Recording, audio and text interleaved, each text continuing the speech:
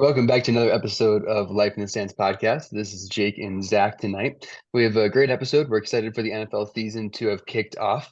And we actually have a special announcement as well. We're going to be doing some live streams during NFL games this year. We're going to have the first one during week 6. We're going to do Ravens Titans at 9:30 a.m. Eastern. It's Sunday, October 15th.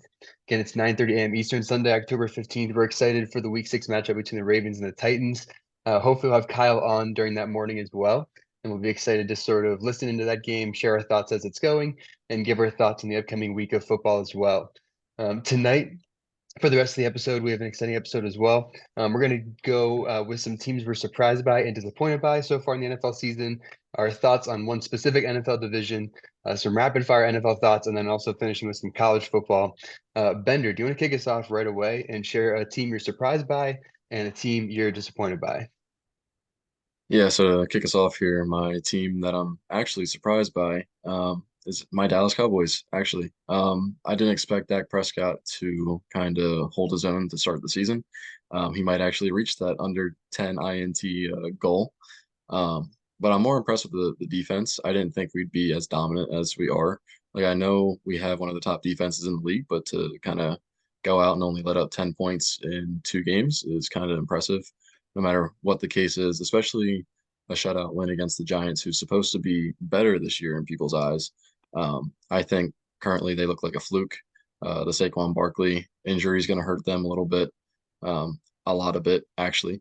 Um, Darren Waller, that addition, I think, kind of turned people's heads, and they're still the same old Giants. So that's a whole different story. But I think the Cowboys being able to go out and put up 30 points against a Jets defense is the most impressive.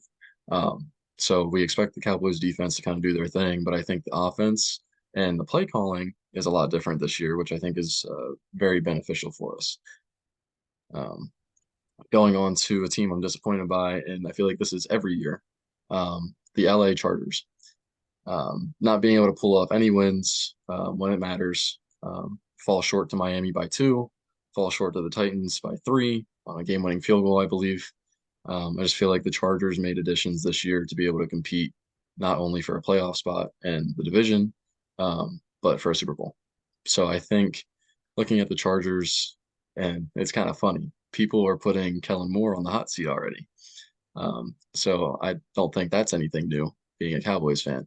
But the first game against the Dolphins, kind of impressive. The defense didn't show. Last game, Kellen Moore went back to old, and they're kind of struggling a little bit. But some of that might have to do with Austin Eckler being banged up, but I still think that's no excuse for who's supposed to be a superstar quarterback and some stud wide receivers around him. You shouldn't be Yeah. struggling. Yeah. I mean, those are all good points. I think the Chargers situation is definitely interesting. The defense is definitely struggling more than the offense there, it seems to Hmm. me, which, isn't necessarily Kellen Moore's main objective in being there. So that's something that needs to be looked at as well. I think that defensive coordinator has been with the Chargers for like 3 years now. I think this is his third year. So there needs But to be that's questions asked about him too, because there's a lot of superstars in the defensive end too, and it doesn't seem like they ever have that great of a defense. that's what I'm confused about because they're actually healthy and got new additions that I thought would be like beneficial for them, and it's just going the complete opposite direction. Yeah, it doesn't look good right now, which is interesting. And then, yeah, the team you're surprised by, I mean, I don't blame you for picking the Cowboys. They have looked really, really good. It's actually a good segue into some picks that I have for the same question. So the team I'm disappointed by, I'll start with them because the Giants is the team I'm disappointed by. Yeah. Um, I think coming into the year, they got Saquon's contract figured out. You mentioned the Darren Waller addition. I think a lot of people expected that to go a little bit better. It seems like Daniel Jones is Daniel Jones. I don't know that there's a whole lot going on in New York, but at the same time, I feel like they will like rough and tumble their way to like 8 or 9 wins again. Because I mean, what they have last year, they have 9 or 10 wins and they make the playoffs, Something like that. Yeah.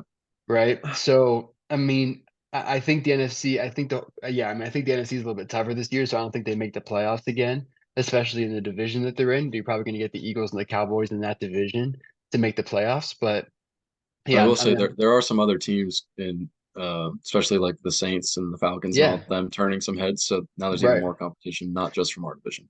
Yeah, so I don't think that the Giants are gonna be able to sniff out another playoff berth this year. So I'm pretty disappointed by that. I think that they were a team that was trending in the right direction. Seems like they could be turning a corner.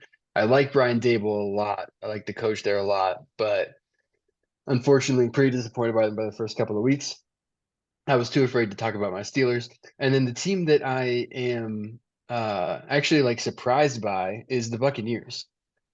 As a Steelers fan, I watched Baker Mayfield struggle in Cleveland for a while, and he's slinging it a little bit in Tampa Bay. Like he's playing really well, and I think he's in a pretty decent system there. I think it fits his skill set well. I think he's got playmakers on the outside that also fit his skill set well. Him and Defense Mike is still Evans, solid. him and Mike Him, Evans are really connecting right now. yeah, I think he's in a good spot down there, and I'm surprised by it, but I'm starting to turn into a little bit of a Baker Mayfield believer. Wouldn't it be crazy if he brought this Tampa Bay team to like 11 or 12 wins this year and they were He like a he's one top of three those seed? guys. He's one of those Could guys I'm happen. cheering for. Like It could happen. just like Geno Smith last year after Russell Yeah. Wilson left. That's the kind of situation that he's in right Yeah, for sure. So I'm been really surprised by Tampa Bay. I think they still have a rock solid defense. They have a lot of pieces there. They have a good mix of young, healthy guys and players that have now been there, which is now. also good. Yeah. Yeah, I like Tampa Bay a lot. I've been surprised by them. Yeah, I think Baker's definitely going to have a much better year than what Tom Brady had last year. Um, and I Wow. mean, Tom Brady didn't really do too much last year, so it's not really like a hot take in my opinion. But I think people expected Tampa Bay to kind of tank this year, and that is not looking like the case. No, they look very competitive indeed.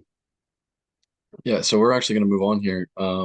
Thoughts on the AFC North so far, and I know we're going to start talking about the Steelers and whatnot, but before I give my thoughts on that division, thoughts go out to Nick Chubb, who got his knee kind of messed up last night.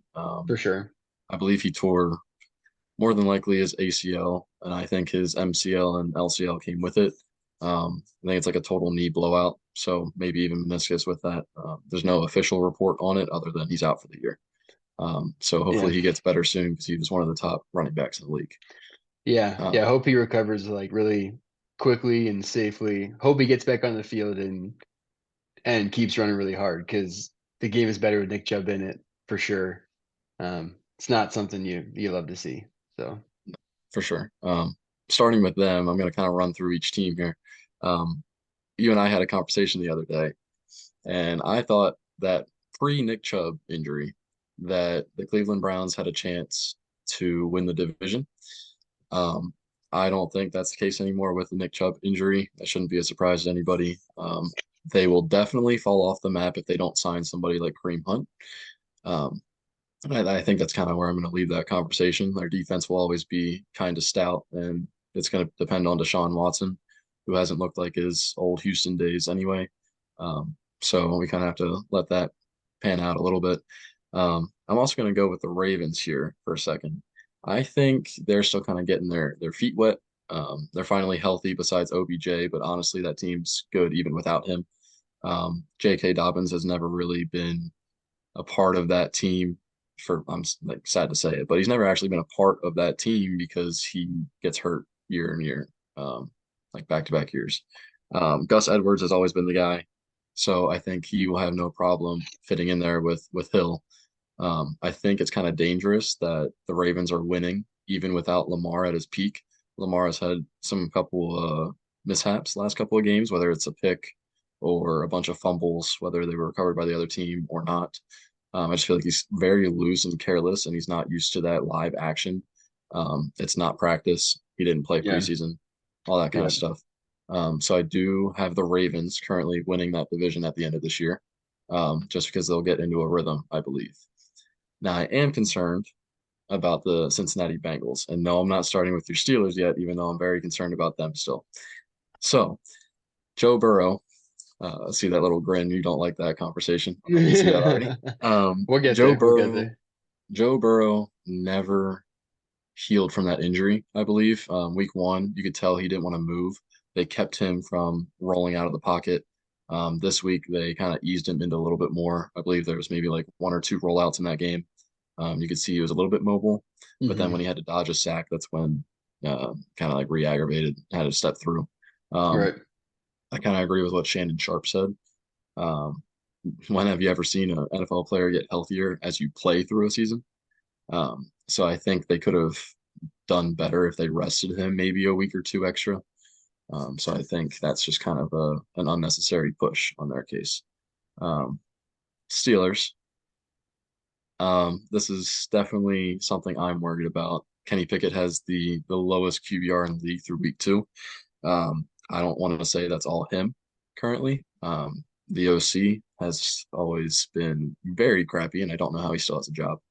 I think we're kind of gonna give him a full year with Canada, but um, I think that's more just to get Pickett involved and kind of like get him in the learning process. And when year three comes around, which is usually a quarterback's peak, when they start like performing better, I think you'll get a different OC and you'll see a lot more improvements. But I don't think you're going to see that this year. And then Cam Hayward, that injury is kind of worrying me a little bit, just because I feel like back-to-back weeks, y'all are getting run all over. I know the secondary and the pass rush, like all that, is all fun and games until you got a backup in Ford from the Browns running over 100 yards on you and making it a close game. So I think there's definitely some worrying points in this division. But I'm pretty curious to see what you think about each team, especially the Steelers. After what I just said, you're smirking like you want to come back at me already, but you can go ahead when you're Yeah. ready. No, no, these are all valid points. Let's just start with the Steelers. Let's just start right back there. Um, the defense has played incredible in week two. In week one, they did not play so incredible. I think it was a shell shock because of Cam Hayward's injury. And we did bring up Armin Watts from the practice squad to play in this game as a nose tackle. And I think it did end up going better. There was more of a plan to play without Cam Hayward, which made it easier. Keanu Benton saw the field more, which is our rookie out of Wisconsin that I really like and I think is better than any of the other D tackles that we have on the roster. Ogunjobi had a really good game playing against his former team in the Browns, but I think Keanu Benton is really, really solid there in the middle. And then Joey Porter Jr. also got more snaps against the Browns than he did in week one. I like that. So I think those are all things that are trending in the right direction. So I'm not as worried about the defense. I think you get a key injury like that. It happened with TJ Watt last year. They already looked better the first game after it happened. I think the players that I'd like to see on the field are trending in the right direction. Quan Alexander was our leading tackler. Minka Fitzpatrick is going to be fine, but our leading tackler was actually a linebacker and not Minka Fitzpatrick. So defense all trending in the right direction. They also have 2 touchdowns this year. And Bender, I'm going to share a graphic here. Can you see this, Bender? Yeah, I can see it. Bender, this is passing and rushing efficiency so far this season in weeks 1 and 2. San Francisco's been crushing it. They're very efficient. They're good at running the ball. They're good at passing the ball and efficiency. The whole league is pretty much bunched up here, except for the Steelers in the bottom corner. We lose Hmm. pretty much a yard of play, no matter what we do, on average. Hmm. On average, as an NFL football team, when we snap the football, we lose a yard per play. That's that's what this chart shows us so far this season. So so That's criminal. That's somehow criminal. somehow we are 1-1 through this happening. Through whatever has been going on when the ball goes between Mason Cole's legs and initiates whatever you call what's happening with that ball with 11 players wearing black and gold because it's not offense. You can't call it offense. Whatever's It's happening so there. bad. Um, somehow we're 1-1 through all of that happening. George Pickens ran through the entire defense himself and scored a touchdown. I think it might be the only passing touchdown we'll score this year. I, I, I am very squarely on the fire Matt Canada train. I think we should have done it at the end of last year. You knew that it was going to be another year of this, and I understand you wanted to keep him for Kenny Pickett's development. But what does a year of developing under this do for a quarterback? I Because I have hear you, one. I hear you with like all of his stats, and I'll let you go after this. I hear with all the things about Kenny Pickett. He has looked pretty bad. He needs to see the field better. He needs to make his reads a lot quicker. Like he's just slow. He seems slow to everything. But it also seems like he doesn't really have any options. And he's also most of the time passing after a run on first down, maybe a short pass or a run on second down, and then a third and 8+. And like Yeah. that is 95% of his pass attempts. Najee has not got going yet this year. No, no. So like how like you put Patrick Mahomes in that situation and he's probably, throwing for 250, 300 yards and two touchdowns. We're probably also two or three interceptions, like two touchdowns, two, three touchdowns, two, three picks in that Yeah. kind of situation. So Better weapons yeah, always help. yeah, I'm concerned. Deontay Johnson is also out and will be for the next 4 weeks or so too. So that doesn't help either. But we found a way to win against the Browns. We had our own injuries. Nick Chubb is obviously going to be gone now. And we talked about that a little bit. Prayers up to Nick Chubb, but we found a way to win in week 2. I don't know how, but somehow I feel worse about the Steelers after they won in week 2 than I did after they lost to the Niners in week 1. Real quick before you go on, one request before Canada gets fired, I want to see one more jet sweep. Okay, continue. Oh yeah, jet sweeps, jet sweeps, jet sweeps. They're glorious. And I feel bad for Pratt Fireman too, because he's a top 5 tight end and they can't even get him the ball. Hey, Nothing, no, nothing. Okay, not no, picking that fight today. All right. you don't deserve a response. All right, Ravens. Yeah, the Ravens do look really good. I think at this point, I'd pick them to win the division right now too. You're right that they're good even without OBJ. I really like Zay Flowers. I think he's the most talented receiver on that roster, regardless of OBJ being healthy as a rookie. You're also right about J.K. Dobbins never being there. Unfortunately, he is out. I did, unfortunately also call that in a previous episode we did. He's just always a banged up guy. That's why I didn't like him in fantasy because this is normally what happens to J.K. Dobbins. The Bengals, I feel like it's a maturity problem with the Bengals. They're super talented. They're a top 3 roster in the league, I think. And we're probably going to see them in the playoff hunt at the end of the year, and they might even make it to a conference championship again. But I don't think that they will win a Super Bowl until there's a full maturity to start a season because they always start the season slow. There's always a reason. And this year, I know Joe Burrow got hurt, but there's ways to win games through injuries. There's ways to sit guys. Players have a lot more say than you think they do, in my opinion. I wanna jump in real quick. I am a little bit worried about Joe Burrow as well, and his motive. You could tell like they were down by 2 possessions at one point. They showed him on the sidelines like laughing it up with people. You just don't you didn't see that with him in previous years. It's almost Yeah, like he got paid. Is he gonna perform? Because I know when people get paid, they kind of like yeah, slack off a little bit. So I wonder if it's one of those things. yeah. And I don't think that it is. Like I said, we're probably going to see them be competitive at the end of the year, but I think they'll be too late. I think they'll be getting to their peak too late. Because that's what normally happens to the Bengals. So I think, yeah, again, there's a maturity problem there. I would like to see them start a season strong, and then I will be all in on what the Bengals can do. But until then, I don't think it's there. Browns. Yeah, unfortunately, I don't think the Browns have much with Nick Chubb going out. He's the focal point of that entire team, much less offense. He's Hmm. the heartbeat and soul of that entire team. So I think Ford actually looked really good. He's got a lot of speed on him. I don't think that the Steelers did a great job of tackling, but I think he is a capable running back. I've seen a lot of people talking about the Browns bringing in a guy. I would not be surprised if the Browns don't bring in someone this week. I would not be surprised if they play it out through a week first and then they look and assess their options depending on what happens. Because he Even looked if he they looked decent. even if they sign somebody this week, it'll take them a little bit to get adjusted. So Yep, absolutely. And they might not even like clear all of their waivers, physicals, all that kind of stuff that they have to do, all those kind of things too. But yeah, so yeah, overall, yeah, I think the Ravens are a good pick to win it. I'm concerned about the Steelers, but somehow we're 1-1, and I feel like it's going to be that kind of a season all year long, which I'm not excited for. And the Bengals need to mature. for sure. Um, let's jump into NFL rapid fire. To transition here, would you like to set up a timer real quick? And then I will ask you some questions. This is our segment where I will ask Zach a bunch of questions within a minute, and he has to try and give his best shot at these answers. He has no idea what I'm about to ask him. Um, so we'll see how he takes these. Bender loves the timer. Here we go. All right, is Justin Fields going to be a bust? Define bust, but yes. Do you think he is going to be better than Zach Wilson? Yes. Okay. Do you think Miami is a real contender? And do you think they'll win the division? Yes, I think they do. I think they do contend. I think they do win the division. I said it to start the year. I like Miami. Like all the speed that they have. I think they're very, very fast.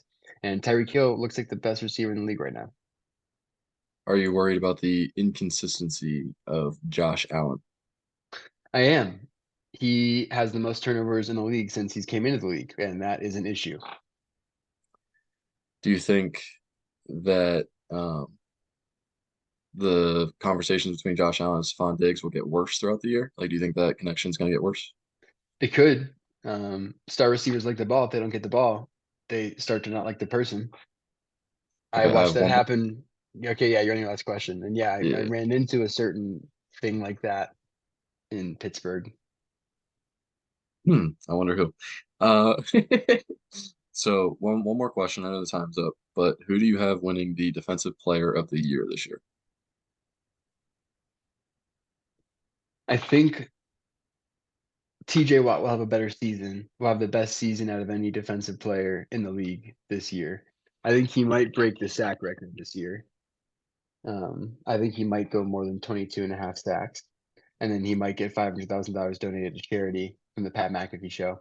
But That's true. I, but I think Micah Parsons is going to win Defensive Player of the Year. I think he's going to win the award.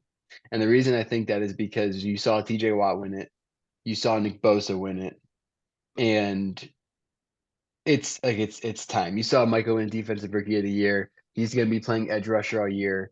He's going to have a high quality season. It's going to be those three the entire year, going back and forth. Stats There's a lot of crazy all across the board. But I think it's Micah's turn to win it. I think there's a little bit of a, um, like most awards like that, there is a storyline to it. And it's time for Micah to win that award, unless one of the three of those guys absolutely blows the other two out of the water for in sure. terms of their numbers, but I don't think it's going to It's happen. always close. It's It's always always close. close. So I think that's why, you give it to TJ one year, Bosa the next. I think it's Mike's turn. It's the same kind of thing as Embiid getting a MVP after Jokic got it for 2 years. It's like, okay, just like give the other guy his Yeah, his fair praise, his point. time. And I think a lot of that has to do with the Cowboys. I think are more talked about than the Niners and the Steelers. And if the Cowboys are winning, Micah has a big to do about it. So Yep. I think that's a big Yeah. thing. Especially if they're like a top three seed going into the playoffs this year and the Niners are not. Like if they're seated above the Niners, and I don't need to even talk about the Steelers seeding because we're not on another planet here. But yeah, if they're seated above the Niners, I think Micah Parsons is probably gonna win that award.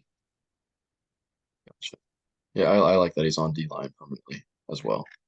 Yeah, it's gonna help him a lot for sure. Yeah. All right, to close out our show, we're gonna start talking about college football here. Start talking about the rankings. I'll let Zach get into that to start here, but I want to say that Colorado State game was a lot to talk about the other night. Um, I personally don't like the hit on Hunter. So we can get into that if you'd like. Obviously, nobody deserves death threats. I've heard that's been going on for that kid. Nobody deserves that, but I do Yeah. think it was kind of a cheesy and cheap shot of a hit. Um, and my personal opinion, let's keep it quick. Travis Hunter is going to be out for 3 weeks. I think it'd be fair if that kid would be held out for 3 weeks until Travis Hunter gets back. Yeah. Did you see Dion's statements about not holding the kid, to whatever or I Yeah. forget what the exact words that Dion used, but I mean I'm definitely a fan, if it's a legitimate targeting call, which it should be and is, and yeah, I think we can all agree upon that. hmm That it's beyond the bounds of football play. I think you need to have a punishment that's probably beyond the bounds of football, which might be, yeah, a multiple week sort of suspension. I think maybe not all 3 weeks, but I think there's got to be something done to discourage behavior like that. Um, hmm Yeah, because I mean the thing that you definitely don't want to happen most is someone to look at that and say, "Oh, well, that guy got off kind of easy," and then you see it happen again, and that's how bad things start to Yeah. kind of unravel. So, yeah, I mean, I think some sort of other punishment should probably be associated with it. It'll be interesting though. Speaking of Colorado, though, they have a game against Oregon this week, and who has also looked very good. Yeah, big They game. they put up like 80 points in week one. Oregon did, which Yeah. is insane, obviously. So Colorado, Oregon, Bender, do you think the momentum will carry through? They won't have Travis Hunter in that game. So do you have faith in Colorado to No, even compete? I think Oregon wins that hands down. I don't even think it'll be close. I think Shador can do as much as he wants to, but I don't think it'll be enough. Just I feel like you need that big weapon if you're going to be in maybe even top five of the AP poll. Um, I feel like you see all those teams. I know Ohio State's number six, but like Marvin Harrison Jr. is that big weapon for them. And that's why they're winning games and that kind of stuff. Yeah, So I think missing Travis Hunter, who was potentially a Heisman candidate, just because he plays both sides of the ball, which is also a big part. So now who's subbing in at wideout? Who's subbing in, I believe, at safety or corner? Um, right. so now you have to figure out adjustments because he's like your star player on both ends. So no, I don't think they have any chance. Yeah, it's definitely very, very interesting. I look across the rankings as well. Texas is up at number three after beating Bama. That's big. And then Bama looked really bad against South Florida. We talked about that a little bit as it was going on. So it sounds like they're going back to Jalen Milroe at QB. I think that's probably the right decision. It's when they looked at least competitive with what was Yeah. going on. If you look at the other sort of teams in that top 10 ranking, Notre Dame is up there. They've looked pretty dominant in what they've been doing. Ohio State, you already mentioned. Michigan shouldn't be ranked at all, but we can just kind of, pass by that. Georgia at number one. Brock Bowers is, probably their primary weapon. It's interesting to see the college football team with like a tight end as their primary Yeah, but you primary definitely get what weapon. I'm saying though, with like you got Bowers, you got Corum for Michigan, like you got all these guys, like there's that one go-to. Who's Corum? I don't. Who let you on this show? Oh, is That's that crazy. running back from Michigan? Oh yeah. I mean, he's Great. he's he's all right, I guess. Florida All State right. didn't look that great in the last game they played either. They almost got upset, so I felt like they might have dropped below USC because USC has looked great. Caleb Williams is probably the leading candidate for Heisman right now. I'd agree. I also wouldn't panic too much. Like, I'm gonna bring up Michigan again, obviously. Michigan struggled in the first half of our game in week two. Shouldn't be So I ranked. think I just think that every team's gonna have their little struggles in the middle of the year. I feel like we're so used to seeing teams like Bama dominate throughout the whole year, and then all of a sudden they win. Like it's not just like a shell shock moment. Right, So I yeah. think The you'll see only teams drop off and kind of right. struggle for like maybe halves of a game, Yeah. and then do what they need to. So I wouldn't Right. panic. Right. The only difference is Michigan does it in week two of the season instead of midway through. They play with their food too much. Penn State has looked great. Drew Aller has looked fantastic.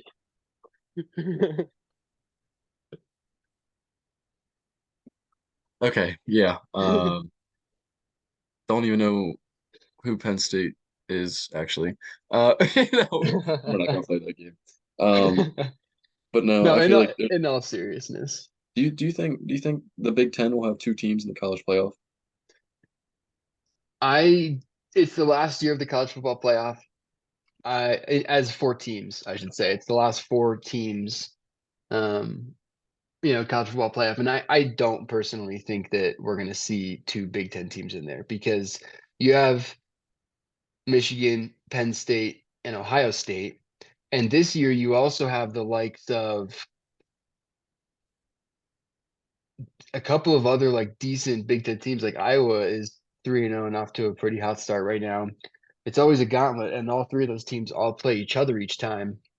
Hmm. And normally, like normally one lost team makes it in, Something like that. maybe two. Sometimes they let in two. But Um, if that's the case, normally it's an SEC team and a Big Ten team that make it in with one loss. yeah, So the fact that they go two Big Ten over two SEC, I don't see that happening. yeah. I feel like again it's gonna come down to who wins the Michigan versus Ohio State game for that. But I feel like Ohio Yeah, State because Ohio State's going to lose to us again. So Ohio Right, State yeah. will be like the 4 seed probably. Oh, Georgia will be. I was gonna say Michigan would be the fourth seed because Penn State will have already beaten Michigan and Ohio State and will have been That's fair. Okay, the that's actually four. not fair. I don't even like that opinion.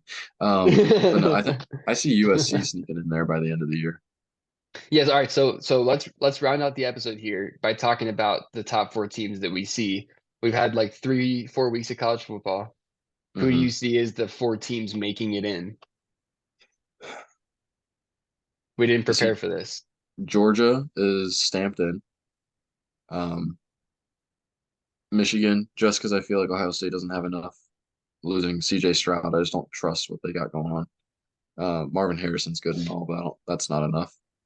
Um, Texas, I would honestly just keep it the first three: Georgia, Michigan, Texas, and then I think USC will trump Florida State for that 4 spot, just because Caleb Williams is kind of nuts.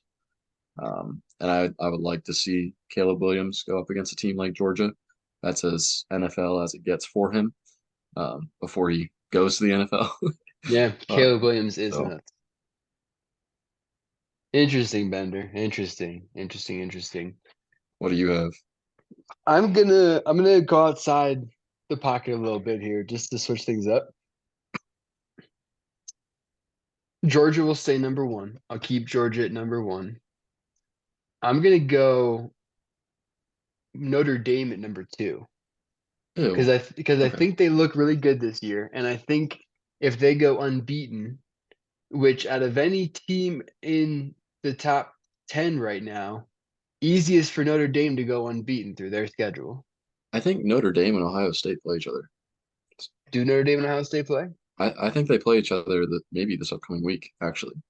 I think they play in Indiana or Oh something. shoot, yeah, It's some kind of game. they play Ohio State, they play Duke, and they play USC.